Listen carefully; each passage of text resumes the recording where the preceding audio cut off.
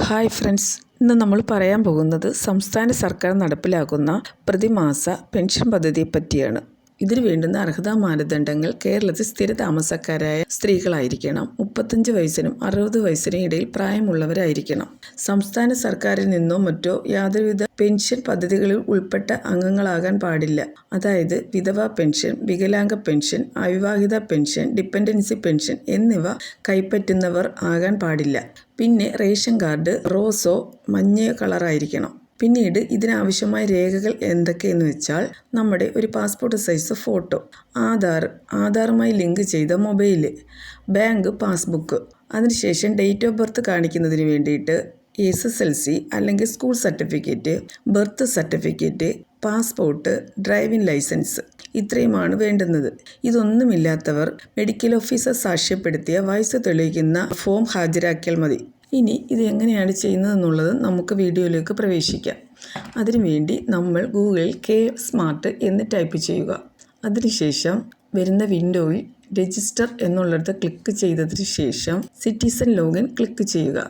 പിന്നീട് വരുന്ന വിൻഡോയിൽ നമുക്ക് ലാംഗ്വേജ് സെലക്ട് ചെയ്യാം, ഇംഗ്ലീഷ് അല്ലെങ്കിൽ മലയാളം.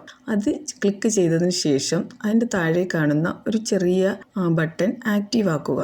അതിനുശേഷം പ്രൊസീഡ് ബട്ടൺ ക്ലിക്ക് ചെയ്യുക. പിന്നീട് രണ്ട് രീതിയിൽ നമുക്ക് ആപ്ലിക്കേഷന് പ്രവേശിക്കാം. അതായത് രജിസ്റ്റർ വിത്ത് ആധാർ നമ്പർ എന്നുള്ളിടത്ത് ക്ലിക്ക് ചെയ്തതിന് ശേഷം നമ്മൾ ആധാർ നമ്പർ ടൈപ്പ് ചെയ്ത് നൽകുക. അതിനുശേഷം ഗെറ്റ് OTP എന്നുള്ള ലിങ്ക് ക്ലിക്ക് ചെയ്യുക. അപ്പോൾ നമ്മൾ മൊബൈലിൽ വന്ന OTP അവിടെ ടൈപ്പ് ചെയ്ത് നൽകുക. അതിനുശേഷം സബ്മിറ്റ് ബട്ടൺ ക്ലിക്ക് ചെയ്യുക.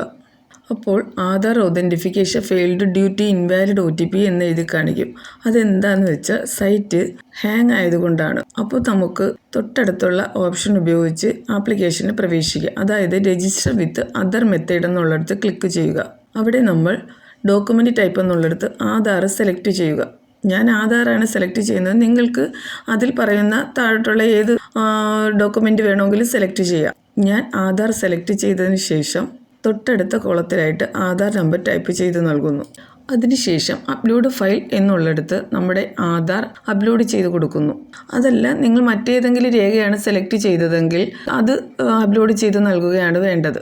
അതിനുശേഷം അതിന് തൊട്ട് താഴെയായിട്ടുള്ള ബോക്സിൽ നിങ്ങളുടെ പേര് ടൈപ്പ് ചെയ്ത് നൽകുക. അതിന് തൊട്ട് താഴെയുള്ള ബോക്സിൽ നിങ്ങളുടെ ഫോൺ നമ്പരും ഇമെയിൽ IDയും ടൈപ്പ് ചെയ്ത് നൽകുക. പിന്നീട് ഗെറ്റ് OTP എന്ന ലിങ്കിൽ ക്ലിക്ക് ചെയ്യുക. അപ്പോൾ നമ്മൾ നൽകിയ മൊബൈലിലേക്ക് OTP വരും. അത് താഴത്തെ ബോക്സ് ടൈപ്പ് ചെയ്ത് സബ്മിറ്റ് ബട്ടൺ ക്ലിക്ക് ചെയ്യുക.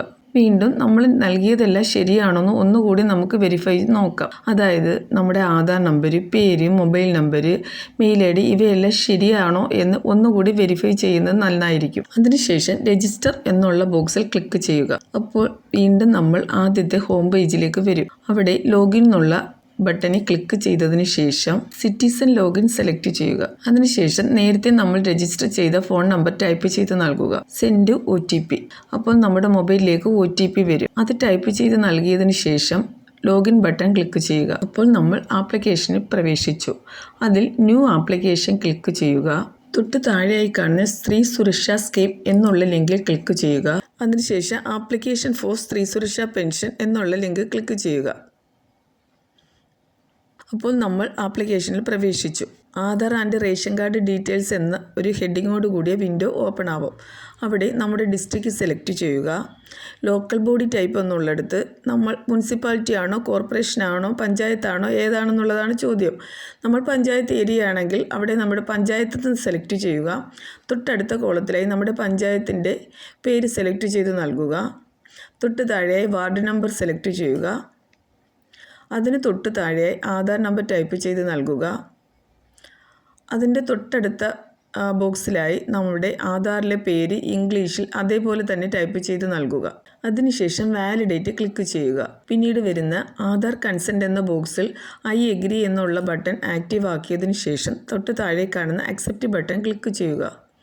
അപ്പോൾ നമ്മുടെ ആധാർ വാലിഡേറ്റ് എന്നുള്ള മെസ്സേജ് കാണിക്കും. അതിന് തൊട്ട് താഴെ റേഷൻ കാർഡ് ഡീറ്റെയിൽസ് എന്നുള്ളിടത്ത് നമ്മുടെ പേര്, വയസ്സ് എന്നുള്ള ഡീറ്റെയിൽസ് റേഷൻ കാർഡ് ഉള്ളതുപോലെ കാണിക്കും. അതിനുശേഷം പ്രൊസീഡ് ബട്ടൺ ക്ലിക്ക് ചെയ്യുക. അതിനുശേഷം നിങ്ങൾ കെയർ ഓഫ് എന്നുള്ളിടത്ത് നിങ്ങൾ ഭർത്താവിൻ്റെയോ പിതാവിൻ്റെയോ പേര് തിരഞ്ഞെടുക്കാം. അത് ഇംഗ്ലീഷിലും മലയാളത്തിലും ടൈപ്പ് ചെയ്ത് നൽകുക. സ്റ്റാർ ചിഹ്നം ഉള്ളത് മാത്രം കമ്പൽസറിയായി ടൈപ്പ് ചെയ്താൽ മതി. ബാക്കിയുള്ളവ ഒഴിവാക്കുക. അതിനുശേഷം തൊട്ട് താഴെയായി വരുന്ന ബോക്സിൽ തൊട്ട് താഴെയായി വീട്ടു നമ്പർ, വീട്ടുപേര് ഇവ മലയാളത്തിലും ഇംഗ്ലീഷിലും ടൈപ്പ് ചെയ്ത് മൊബൈൽ നമ്പർ എന്നിവ നൽകുക. പ്രൊസീഡ് ബട്ടൺ ക്ലിക്ക് ചെയ്യുക. പിന്നീട് ജോബ് ഡീറ്റെയിൽസ് എന്നുള്ളിടത്ത് ഹോം മേക്കർ എന്ന് സെലക്ട് ചെയ്യുക. അതിനുശേഷം പ്രൊസീഡ് ബട്ടൺ ക്ലിക്ക് ചെയ്യുക. പിന്നീട് ബാങ്ക് അക്കൗണ്ട് ഡീറ്റെയിൽസ് എന്നുള്ളിടത്ത് നിങ്ങളുടെ ബാങ്കിൻ്റെയും ബ്രാഞ്ച് ഏതാണോ അത്, IFSC കോഡ്, അക്കൗണ്ട് നമ്പർ എന്നിവ തെറ്റാതെ ടൈപ്പ് ചെയ്ത് നൽകുക. അതിനുശേഷം പ്രൊസീഡ് ബട്ടൺ ക്ലിക്ക് ചെയ്യുക.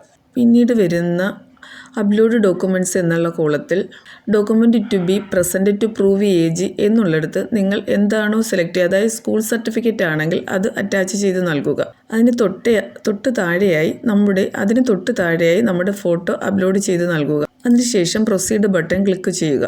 പിന്നീട് എലിജിബിലിറ്റി എന്നുള്ളിടത്ത് are you person receiving a service pension, അതായത് ഏതെങ്കിലും പെൻഷൻ വാങ്ങിക്കുന്ന ആളാണോ എന്നുള്ളതാണ് ചോദ്യം. അവിടെ നോ എന്ന് നൽകുക. തൊട്ട് താഴെ are you person receiving an EPF pension, EPF pension കൈപ്പറ്റുന്ന ആളാണോ എന്നുള്ളതാണ് ചോദ്യം. അവിടെയും നോ നൽകുക.